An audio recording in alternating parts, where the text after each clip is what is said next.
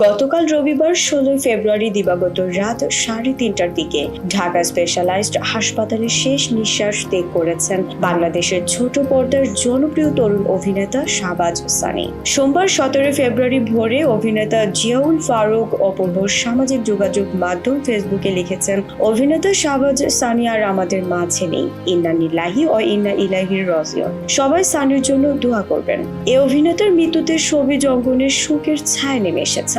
নির্মাতা ইমরান রাফাতের কাছে আসার পর নাটক দিয়ে শোবিজের যাত্রা শুরু করেন শাহবাজ সানি। 2018 সালে গোলাম কিবরিয়া ফারুকী পরিচালিত আব্দুল্লাহ নাটকে তিনি প্রথমবার কেন্দ্রীয় চরিত্রে অভিনয় করেন। অল্প সময়ের মধ্যে দর্শক পরিচিতি পাওয়া সানির উল্লেখযোগ্য নাটকের মধ্যে রয়েছে বিফলে মূল্য ফেরত, ট্রাভেল শো, মহব্বত, নোয়াখাইলা।